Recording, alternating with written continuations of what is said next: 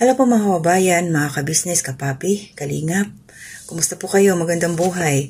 Muling nagbabalik po Analisa Reality Vlog. Pag-usapan po natin ngayon, bibigyan ko po ng reaksyon ang napakagulo at nag-iinit na sitwasyon po ni Bong at saka ni Jinky, saka business official. Ang daming marites, no? Pero bago ang lahat, maraming salamat po. May nag-comment na bago ko siyang subscriber from Sorsogon. Shout out po, ma'am. Pasensya po, hindi ko nakuha yung pangalan mo, pero nabasa ko po yung iyong comment. Salamat po sa suporta. And to my silent viewers, thank you rin po. Siyempre, kayong lahat, 4,000 plus subscribers ng aking munting kubo. Thank you po sa inyo. Ayun man dyan lagi sa comment section, nagsishare po ng aking mga ginagawang reaction. Thank you so much po. More blessings sa inyo. God bless po. So ito ngayon, si Bong po nagiging maligalig na. Si Jinky nakalutang. Mayroon pang mga pumapasok na pang-asar. Hindi na lang ako magbabanggit ng pangalan. Napanood ko po yung vlog ni Bogie, ni Kagwang Bogie Official. Shout out po. Suportahan natin siya. At ganun din po yung time na pumunta sila Pinuno ka Business kay Jinky na sinundo po nila ito. Sinama nila sa labas, nag-vlog sila dun sa sasakyan. At the same time, sumama din to sa paghahanap kay Bong at hindi rin naman nila nakita. So ito po yung sa akin yung nangyayari kay Bong, sabi ko nga maligalig, nalilito siya.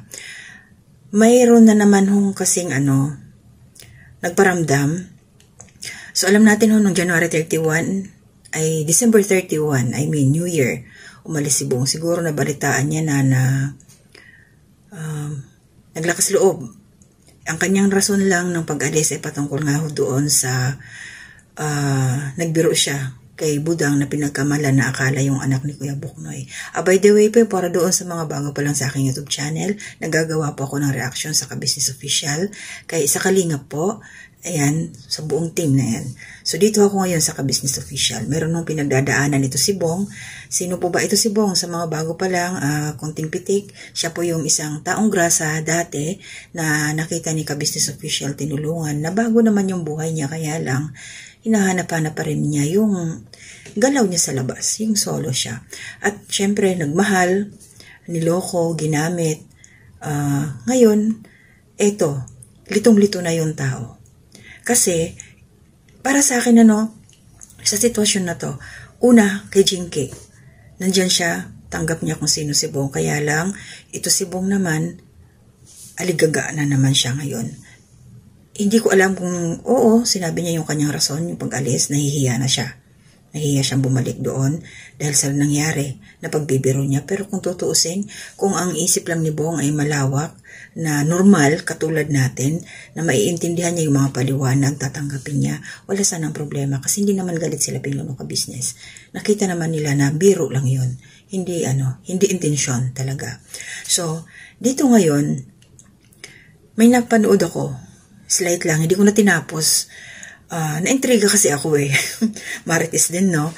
Yung sa kabilang bakod ba, may pinakitang picture lang naman na naka-video call. Eto, para doon sa pasintabi po, doon sa dating tinulungan ni Bong, kung hindi ako nagkakamali, ayoko na lang banggitin yung pangalan. Basta nasa vlog po siya ni Bogie, i-attach ko na lang yung picture. Hindi ko kasi baka magkamali tayo sa pagbigkas ng name niya. At saka mabuti na rin yun. Kayo na lang po yung manood. Tingnan nyo na lang po. Yung napansin ko sa kanya, kasi nakita kong video, clip, yung tawag dito, may picture kasi na inilabas sa kabilang barangay. Si Bong walang dilang cellphone.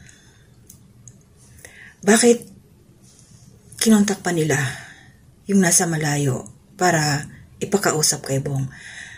Alam naman nila, ito yung pinuntahan doon ni Bogie. Shout out po sa inyo, Nay. Kung sino man doon sa pamilya ninyo ang kumontak para makausap si Bong, nung taong yun.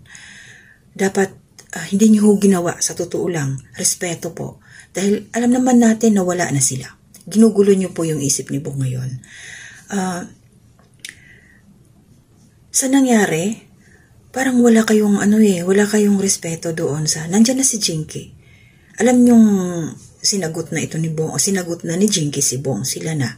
So ang rason ni Bong ng pag-alis, sinabi naman niya. So dapat sana, hindi niyo na po ginulo yung utak ni Bong. Hindi natin masabi kung baka umaasa pa siya or what. Yung ganun. Pero paano naman si Jinky? Diba? Kung gusto nyo talagang mapaganda yung buhay ni Bong, sabi nga niya doon, pinapauwi niya si Bong na kasi mas mapaganda ang buhay sa kabisnes. Kaya lang, yung ginagawa ninyo, dapat hindi na kayo nagre-reach out doon sa kabilang barangay para makita pa siya ni Bong, makita ni Bong yun. Kasi kung tutusin, hindi niya makukontak yun dahil sa inyo eh. Kaya kayo ang nanggugulo po, ginugulo niyo po ang utak ni Bong. Andiyan siya ngayon, pag-gala-gala. Kasi alam niya na sa inyo, mayroong contact yung isa. Kaya paano na ito ngayon? Hanggang January 24 ang ano ni Jinky. Pero sana, hindi natin alam. Pero ito para sa iyo, Jinky. Nag-offer na sa inyo sila Mr. and Mrs. Ka-Business. Kung ako sa iyo, tatanggapin mo yon, maging kayo o hindi ni Bong. Basta mo yung comment section at si Pinuno Ka-Business. Inopen up sa'yo, paalala na kung desidido ka kay Bong, pero pag-isip ka pa, Jinky. Hindi namin kasi pwedeng panghimasukan, di ka namin pwedeng sabihin, wag mo ituloy yan. Wag mo yun. Ang amin, Jinky, hindi kami nagkulang. So kung kaya mo talagang panghahawakan si Bong, yung sakripisyo, lahat-lahat sa kanya, nasa sayo yan. Nasa sayo yan. Dahil para sa amin, hindi si Bong. May sarili siyang mundo. Pero kung sabi mo nga, gusto kung sakali man ilalayo mo siya dyan sa lugar na yan, iuwi mo sa inyo, nasa sayo yan. So syempre kaming lahat matutuwa kung mababago ang buhay ni Bong. Kasi sa ngayon magulo, may nanggugulo sa kanya. Hindi ako natutuwa talaga, promise. Pasensya po na yung blinag ni Bogie. Dahil nga dun sa nakita ko na pinag-uusap nila yung dalawa.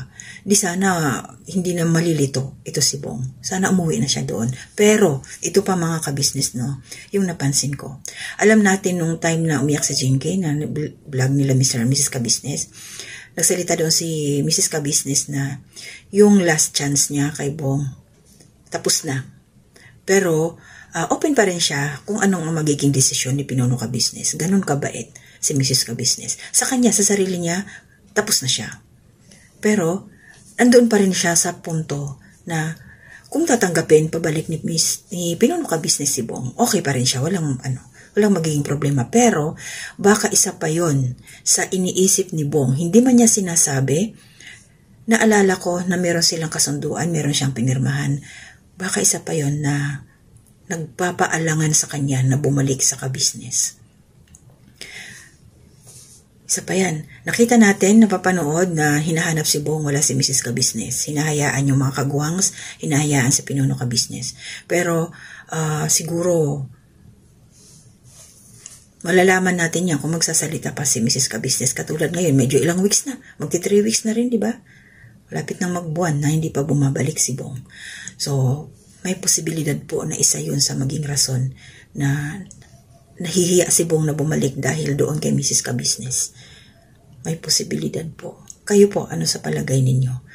Kaya, sana po, tumigil na itong kaguluhan na to sa pag-iisip ni Bong. Shoutout sa iyo, Nay, yung blinag ni Bogie. Please lang, wag na ko kayo mag-reach out doon sa mga nakaraan pa ni Bong. Meron na po siya ngayon, kasalukuyan. Nandiyan siya Jinky na handang tanggapin si Bong, kung ano man siya. Kaya lang, may mga kontrabida. May mga kontrabida talaga.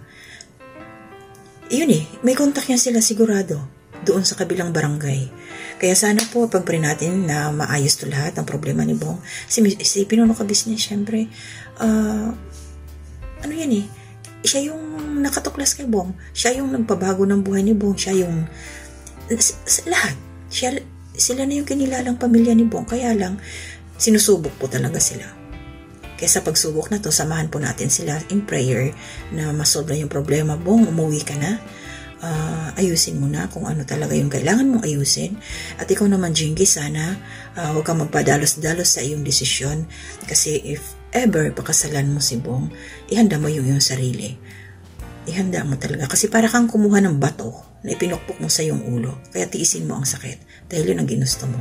Hindi kita pinangungunahan, pero ang sa amin lang ay para pang enlightenment sa iyong isipan. Pero kung ikaw ang masusunod, kung hanggang saan mo hahawakan si Bong, kung hanggang saan mo siya aalagaan, mamahalin dyan sa iyong puso. Siyempre masaya kami kung magiging maayos na ang buhay ni Bong sa piling mo. Ang sakripisyo mo, isa kang ikaw talaga ang magsasacrifice, Jinky. Ikaw talaga. Kasi may hangganan ang lahat. Sila Mr. and Mrs. Ka-Business. Hindi natin alam kung hanggang saan yan sila na susuporta kay Bong. Diba? So, what if nakasal na kayo, kung iniwi mo na, di ikaw na lahat ang magsasakripisyo kung si Bong. So, yun lang po yung aking reaction. Maraming salamat. Suportahan po natin Ka-Business Official, Papa Dins TV, Ka-Business Family, mga kagwangs, mga kasamahan ko pong reactors sa Ka-Business Official. Ganon din po sa Karipa, mga kasamahan ko dyan. At shoutout po, support natin si Kuya Bal Santos Matubang, Kalinga Prab, Ate Edna Vlogs, Jack Tapia Matubang, at ang buong community po ng Kalinga. Suportahan lang po tayo. Good vibes lang po. 2025 na. Iwasan na natin na yung mga nega-nega dyan. Enjoy po natin ang ating buhay at enjoy po natin na sa paraan na makakatulong tayo sa ating kapwa, yung pag-motivate, yung pagbibigay ng mga positibong komento, doon po tayo. At please po, bago tayo mag-comment sa mga ina-upload nila Pinuno Ka-Business, ng Kalingap, nila Kalinga Prab, tapusin po natin yung video para alam natin hindi po tayo maliligaw ng landas sa ating mga komento. Kasi doon po nag-uumpisa Makikita mo lang nag-comment ka na, umpisa pa lang. So, ang dulo pala ay maganda. Di sayang naman, nababash tuloy, diba? So, yun lang po, maraming salamat. Shoutout po sa inyong lahat na nandyan sa aking comment section. Sa aking pamilya, shoutout sa inyong mga anak. Lahat-lahat po na aking mga kaibigan. So, hindi muna ako magwa one by one. Shoutout sa inyong mga pangalan. Basta po, maraming salamat sa suporta ninyo. Kayong laging nariyan sa aking comment section. Mabuhay po tayo. Magandang buhay. Good vibes lang po. Hanggang dito na muna. To God be the glory.